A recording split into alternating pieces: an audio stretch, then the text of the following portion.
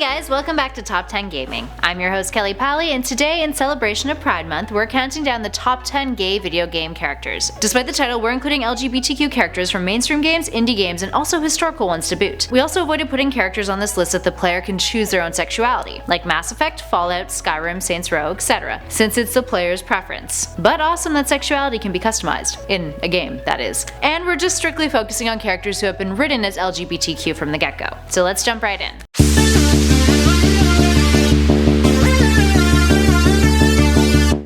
Starting off this list, we've got the first instance of a queer character in video games. Number 10 is Vivianne from Moon Mist. Moon Mist is a text-adventure game that was released in 1986. Vivianne is an artist and a criminal, who was jealous about her girlfriend marrying a man, or at least that's how she was described by the game. She's never explicitly labeled, but is a villain in the blue plotline. While there's a lot we could discuss about the negative portrayal of queer characters in early video games, that's a whole other subject for another video. But needless to say, it's definitely a critique that Vivianne has received, despite the game being a text-adventure.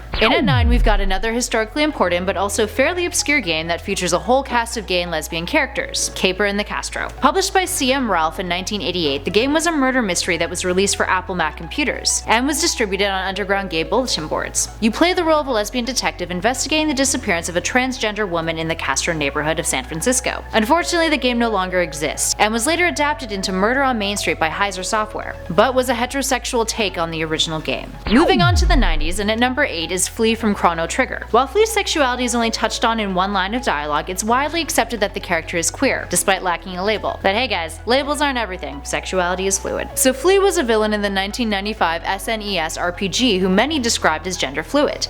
Frye announces, male or female, what difference does it make? Power is beautiful and I've got the power. Frye would later go on to make a cameo in the game's sequel, Chrono Cross. And at number 7 is Jimmy Hopkins from Bully. While Jimmy's sexuality is never explicitly stated in the game, the player has the option of kissing both boys and girls in order to regain health. One of the female characters in the game actually points this out in a cutscene, in which she says, I quote, "I'm Helen of Troy and you're more interested in boys called Troy." There's even an achievement in the scholarship edition of the game, called Over the Rainbow, that you can unlock after kissing a boy 20 times. Critics applauded the feature, as many queer characters in games at that time were either typically characterized as having stereotypical masculine or feminine traits if they were not heterosexual. So having a quite masculine character be capable of engaging on a sexual level with whomever he wanted was quite refreshing.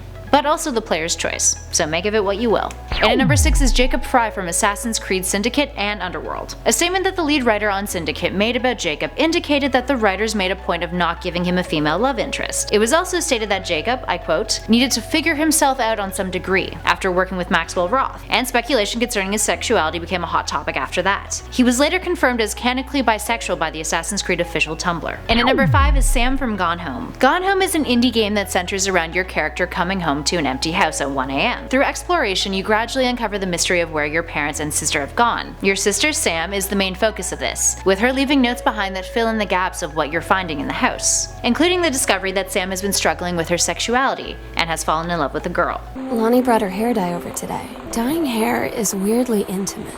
She said, "You're so beautiful." And she was looking at me. What is this? Right in that moment, I wanted to say something, but I waited, and the moment was gone. Criticism of the game was that players assumed it was a horror game, and there were hints to a ghost at times in the gameplay to be fair, but the game really shines as a beautiful portrait of a family member learning to accept herself and fight for what she loves. And at number 4 is Berto. Berto has an interesting history with her sexuality, and many feel she's technically the first transgender character in a video game. This assumption was made due to the first edition manual of the North American release of Super Mario Bros. 2, where Berto's character description, named Ostro at the time due to an accident in the printing and in the end credits of the game, reads, "He thinks he is a girl and he spits eggs from his mouth. He'd rather be called Bird Etta." And at number 3 is Steve Cortez from Mass Effect 3. Steve is your pilot, whose husband died during a collector raid, and his personal storyline revolves around overcoming this loss. If you're playing as a male in the game, you can woo Steve, which leads to that infamous PG-13 gay sex scene from the game. Steve isn't the only queer character from Mass Effect 3 though. Samantha Traynor is as well, and there's many queer characters in the Mass Effect series as a whole, including the latest addition to the franchise, Andromeda, where two pansexual aliens named PB and Vetra Castro have been added to the mix. And at number 2 is Tracer from Overwatch. One of the more recent additions to the LGBTQ community in video games is Tracer, who was revealed in 2016 to be in a romantic relationship with a character named Emily in Overwatch's webcomic, Reflections. The developer of the game, Blizzard, has previously stated that several characters from Overwatch were part of the LGBTQ community,